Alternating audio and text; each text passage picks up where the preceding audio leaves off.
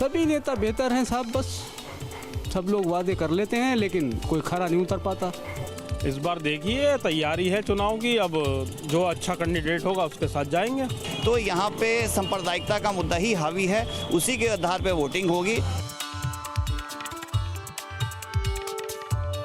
नमस्कार, news nation देख रहे हैं आप, आपके साथ मैं हूं नवेद। और बड़े मियाँ किधर चले की टीम पहुंच गई है नवाबों के शहर रामपुर में।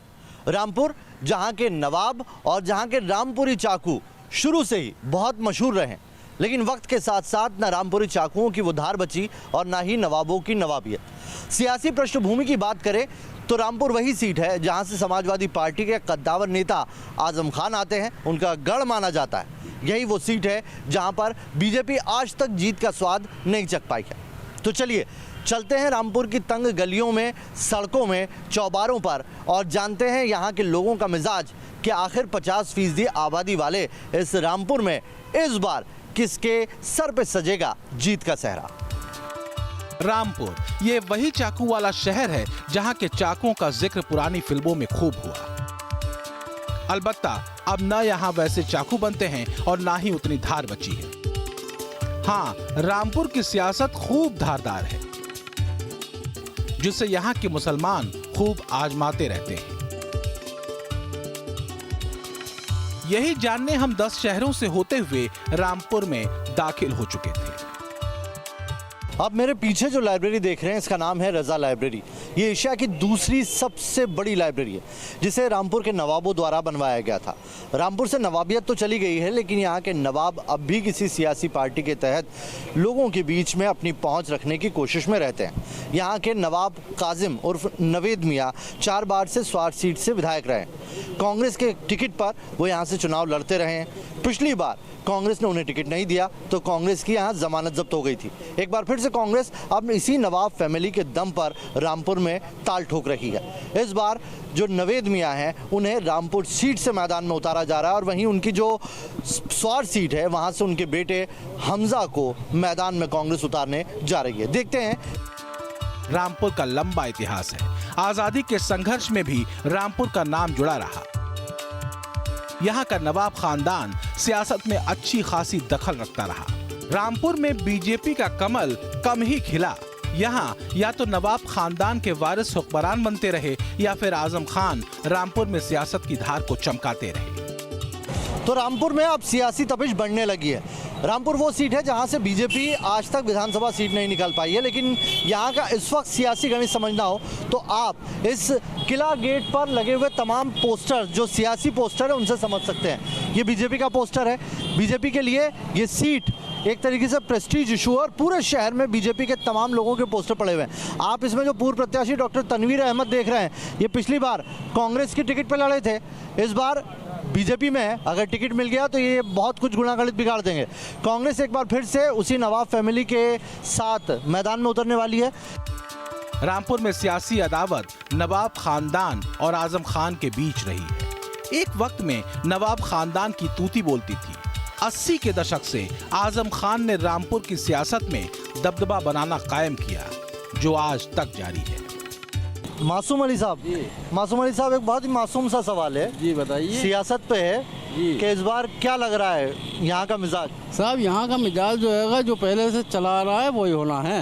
आजम खान साहब, आजम खान ही जीतेंगे। अच्छा, और वैसे इस बार तो खड़ा हो जाएगा तो जीत जाएगा साहब। बड़ी बात कह रहे हैं। हाँ बिल्कुल, ये तो साहब यहाँ पे तो बेकार रहेगा सब कुछ करना, कुछ कहना आप देख लेना। वो जेल में होंगे तब भी जीतेंगे और शहर में होंगे तब भी जीतेंगे, ये तो सब। अच्छा, वो जेल में चले गए, उससे उनके जो वोटर है वो निराश हुए हैं या उनका साथ देंगे, उनके साथ खड़े रहेंगे? नहीं, उनके साथ में हैं, कल भी थे, आज भी हैं और हमेशा रहेंगे। खास बात ये कि रामपुर के गरीब मुसलमानों में आजम खान ने अच्छी पैठ बनाई और समाजवादी पार्टी का गढ़ तैयार किया। आजम खान और उनके समर्थक रॉबिन हुड टाइप इमेज को रामपुर में दिखा कर वोट बटोरते रहे। इसे नियति कहें या क्या कहें, रामपुर के जो सबसे कद्दावर नेता हैं आजम खान, उनके कहीं पे पोस्टर नहीं दिखाई दे रहे हैं। भले ही पोस्टर हो ना हो, वो लोगों के दिलो दिमाग में यहाँ पर बैठे हुए हैं। हर किसी से जब बात करो तो वो इसी का जिक्र करते हैं कि उनका नेता आजम खान है। कुछ लोग आइए उनसे भी बात कर लेते हैं और यहाँ के क्या सियासी गुणागणित है वो समझने की कोशिश करते हैं। नाम बताइए, आपका नाम क्या है? फरहत अली खान। फरहत अली खान साहब, क्या है रामपुर का इस बार का सियासी मिजाज? देखें, सियासी मिजाज जो है वो इस वक्त में ये बना हुआ है कि आज़म साहब जो यहाँ के दबंग और अच्छे राजनेता थे वो अंदर हैं। तो इस वक्त में हम सारे लोग जो हैं वो सेकंड नंबर की रो को तलाश कर रहे हैं। रामपुर यूपी का इकलौता शहर होगा जहां मुसलमान प्रत्याशी का मुकाबला मुसलमान प्रत्याशी से ही रहा है। बीजेपी यहां टक्कर में ही नहीं रही। रामपुर में पहले कांग्रेस से मुस्लिम प्रत्याशी जीतता रहा जो नवाब खानदान से रहा। अब लोकसभा और विधानसभा दोनों ही सीटों पर आजम खान के खानदान का वर्चस्व है। साहब यहाँ से तो आजम खान के निकलने के चांस हैं। आजम खान ही है। बीजेपी अगर मुस्लिम कैंडिडेट उतार दे तो? बिल्कुल नहीं हो, हाँ? बिल्कुल हो सकता है। मुस्लिम अगर उतार देंगे तो पक्का है, तो वो जीत जाएगा फिर? बिल्कुल जीतेगा। लग रहा है आपको जीत जाएगा? और वरना आजम खान का तो पक्का है चांस जीतना। हाँ, अगर मुस्लिम कैंडिडेट उतार देगा तो वो जीतेगा, आजम खान जीतेगा? आजम खान जीतेंगे, लेकिन मुकाबला बराबर का होगा। इस बार देखिए तैयारी है चुनाव की, अब जो अच्छा कैंडिडेट होगा उसके साथ जाएंगे। अच्छा, आजम खान साहब को जानते हैं आप? वो यहाँ से लगातार जीतते आए हैं। हाँ, वो दबंग नेता हैं, काफ़ी घर तोड़वाए उन्होंने, काफ़ी लोगों को दुख तकलीफ पहुंचाई है। एक दौर में आजम खान का कद समाजवादी पार्टी में घट चुका था। वो दौर समाजवादी पार्टी में अमर सिंह का था। उसी वजह से 2009 में जयाप्रदा एसपी के टिकट पर रामपुर से सांसद बनी थी। ऐसा भी कहा जाता है कि आजम खान ने जयाप्रदा को टिकट देने तक का विरोध किया था, लेकिन पहली दफा रामपुर के मुसलमानों ने नवाब खानदान और आजम परिवार के अलावा किसी तीसरे को अपना सांसद चुना। लेकिन 2019 में जयाप्रदा ऐसा नहीं कर पाई। उस वक्त वो बीजेपी के टिकट पर चुनाव लड़ी थी। मैं जयाप्रदा जी की भाभी से मिला था दिल्ली में जाके, तो उन्होंने मुझे एक घटना सुनाई कि एक बार रात के 2 बजे किसी व्यक्ति ने उनको फ़ोन कर दिया कि शमशान की दीवार गिर गई है। बोले इनको समझ नहीं आता है कि महिला को वो फ़ोन कर कर बोल रहे हैं कि रात के 2 बजे शमशान की दीवार गिर गई है। तो मैंने उनसे कहा कि सेलिब्रिटी लोग राजनीति में क्यों आते हैं? जब कोई विपत्ति आएगी, रात के 2 बजे बाढ़ आ जाएगी, तूफान आ जाएगा, तो आदमी किससे? अपने संसद सदस्य से तो कहेगा ना। आपके पास पैसा है, आपके पास सम्मान है, तो आप क्यों राजनेता बनना चाहते हो? आप तो स्टेटस के लिए आते हो। ये स्टेटस नहीं है, ये तो समाज सेवा के लिए है। तो जो लोग समाज सेवा नहीं कर सकते, रात को 2 बजे डिस्टर्ब कोई करे, उनको पसंद नहीं है, तो ऐसे लोगों को राजनीति में नहीं आना चाहिए। रामपुर मुस्लिम बहुल सीट है जहां करीब 51% मुसलमान हैं। यहां पर जीत हार मुसलमान ही तय करता है। मुस्लिम नेता लगातार इस शहर का सियासी रहनुमा रहा है। पहले नवाब खानदान से अब आजम खान के परिवार की हुकूमत है। ऐसे में रामपुर के मुसलमान से हमने जाना कि आखिर रामपुर में काम किसने ज्यादा करवाया। जिस जगह हम खड़े हैं यहाँ पर आजम खान ने निर्माण कराया है और वही निर्माण हम आपको दिखा रहे हैं। पीछे जो मेरे आप गेट देख रहे हैं, ये गेट आजम खान ने ही बनवाया था और इस गेट का जीर्णोद्धार उन्होंने सपा सरकार के रहते शहरी विकास मंत्री होने के नाते किया था। इस गेट का नाम उन्होंने बाबे निजात दिया था, लेकिन योगी सरकार में अधिकारियों ने इसका नाम बदलकर मेजर अब्दुल राफे खान द्वार कर दिया है। ये 2 गेट हैं जो आमने सामने बनाए गए हैं। बीच में गांधी समाधि है।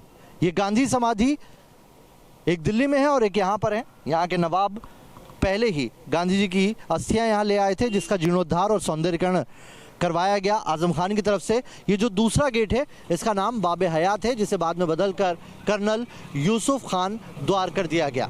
कुल मिलाकर ये कहा जाए कि आजम खान का काम यहाँ पर दिखाई देता है। मौजूदा वक्त में रामपुर रोजगार के मामले में पिछड़ चुका है। हालांकि कुछ परंपरागत रोजगार यहाँ जारी है, जिनमें चाकू बनाने के कारखाने 2-3 ही बचे हैं। इसके अलावा मुस्लिम टोपी, जरी जरदोजी, बीड़ी बनाने के काम में मुस्लिम परिवार जुटे हैं। हाँ, एक काम ऐसा है जिसका रामपुर से वास्ता नहीं था, लेकिन एक मुस्लिम शख्स की जिद ने रामपुर को वायलिन की धुन पर झूमने को मजबूर कर दिया।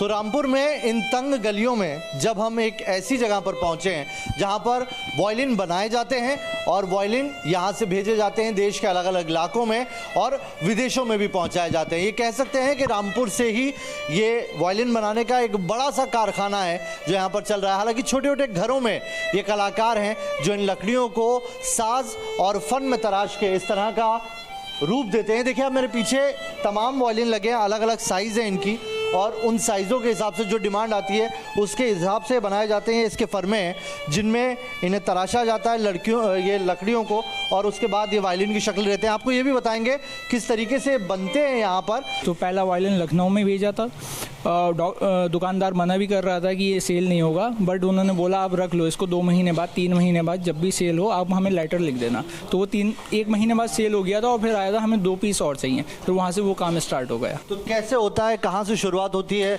उसके बारे में बताइए थोड़ा सा। ये देखिए सब हाथ का ही काम है, हैंड वर्क है सब इसमें। और वायलिन जो है हैंडीक्राफ्ट ही है एक आइटम, और सारा लकड़ी का ही काम होता है इसमें। हम लोकल लकड़ी ही लगाते हैं यहीं की, और इसमें बकान लगाते हैं। ये अपनी इधर पड़तल होती है, ये पहाड़ों से आती है, इधर उत्तरांचल से और कश्मीर से भी आती है वो लकड़ी। कहाँ कहाँ तक जाते हैं यहाँ से जो वायलिन बनते हैं? ये देखिए अभी तो इंडिया में ही सप्लाई है हमारी, इधर साउथ में होती है, मद्रास जाता है। वायलिन बनाने के काम में तीसरी पीढ़ी जुटी है। खास बात ये कि कई कारीगरों की जिंदगी वायलिन बनाते बनाते ही बीत रही है। सुरीले साज में वो सियासत को भूल चुके हैं।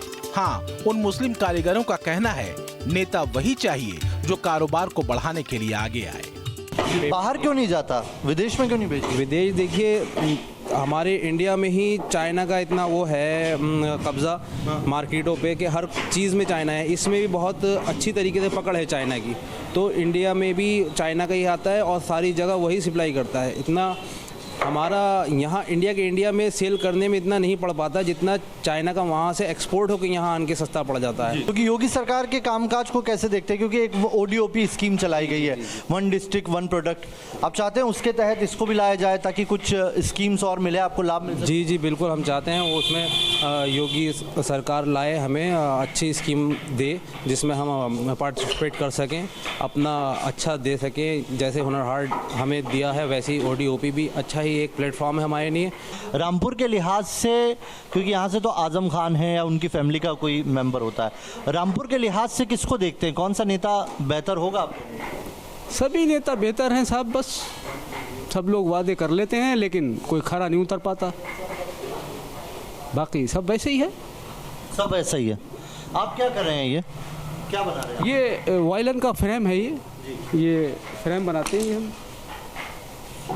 अच्छा, वायलिन का फ्रेम यहाँ पर बनाया जा रहा है, और ऐसी फ्रेमिंग करते हैं नेता भी, हाँ, लेकिन बाद में उनको फुलफिल नहीं कर पाते। सब फुल क्या, बस रामपुर तो रामपुर है, एक छोटा सा मुल्क है, इसमें वादे कर लेते हैं लेकिन कोई खरा नहीं उतर पाता। आजम खान साहब ने काम किया है यहाँ के लोगों ने? साहब आजम खान ने भी काफ़ी काम किया और बहुत काम किया उन्होंने। रामपुर मुस्लिम तहजीब का शहर है, इसलिए दिल्ली, लखनऊ और हैदराबाद की तरह ही यहाँ का दस्तरखान मशहूर है। यहाँ के लोग बिरयानी, कबाब, कोरमा, शाही टोस्ट, दलीम खाना पसंद करते हैं। वहीं यहाँ का हबशी हलवा भी काफी मशहूर है। 70-80 साल से यहाँ पर बेच रहे हैं, बेसिकली 1930 से बेच रहे हैं, बट इसके शेफ अफ्रीका से आए थे, इसलिए इसे हबशी हलवे का नाम दिया गया, और कई सारी चीज़ें इसमें मिलाई जाती है, यहाँ से विदेशों तक जाता है। चलिए, अब ये बात तो हलवे की हो गई, अब थोड़ी सी सियासत की बात करते हैं। इस बार रामपुर की सियासत किस तरफ जाती दिख रही है? देखिए साहब, अभी तो हम सियासत से तो बहुत दूर हैं, मगर ये कोई समझ में नहीं आ रहा। फिर भी एज ए कारोबारी आपको क्या लगता है, आपके यहाँ से आजम खान बड़े नेता हैं और भी दूसरे नेता हैं, बीजेपी है, सपा है, कांग्रेस है, सभी मैदान में उतर रहे हैं, क्या लग रहा है कि इस बार कौन बाजी मारता हुआ दिखता है? देखिए साहब, लोग तो बीजेपी को कह रहे हैं, मगर अब समाजवादी का भी गड़ रह चुका ही है। अच्छा, अब कुछ भी हो सकता है? कुछ भी हो सकता है। हलवा बनाने वाले शख्स बड़े ही ज़हीन मिजाज के निकले, सियासत से वास्ता नहीं रखना चाहते, बस कारोबार से सरोकार है और ऐसी ही सियासत पसंद भी है। भाई मेरे जहन में तो यह है, सबसे पहले कारोबार मिलना चाहिए, और अगर कारोबार नहीं है तो आदमी के पास कुछ नहीं है। और सबसे पहली बात, अगर कोई चीज़ महंगी हो रही है, अगर आपके पास कारोबार और पैसा है तो आप खरीद सकते हो, बस ये कहना था। चलिए, तो डिसाइड नहीं किया इन्होंने, ये कह रहे हैं कि हम वोट देने के लिए जाते हैं, हमारा सियासत से सिर्फ इतना ही नाता है, लेकिन कारोबार को जहन में रखकर, विकास को जहन में रखकर वोट देंगे। और ये कह रहे हैं कि बीजेपी और समाजवादी पार्टी कोई भी आ सकता है। रामपुर को नवाब फैजुल्लाह ने बसाया था, तब से ये शहर नवाबों की जागीर रहा, लेकिन आजम खान ने उस जागीर में अपनी सियासी विरासत का ऐलान ऐसा किया कि अब तक आजम खान की सियासत रामपुर पर काबिज है। लेकिन अब आजम खान करप्शन केस में जेल काट रहे हैं। उधर बीजेपी रामपुर में अपनी जीत का ख्वाब पूरा करने की जुगत में है। रामपुर की गली गली घूमने पर ये तस्वीर हमारे सामने साफ थी कि बिना रामपुर के मुसलमानों की मर्जी के यहाँ सियासी रहनुमा तय नहीं हो सकता। आज रामपुर से बड़े मियां की टीम को दीजिए इजाजत। अगली दफा किसी और मुस्लिम बहुल शहर में पहुंचेंगे और पूछेंगे, बड़े मियां किधर चले।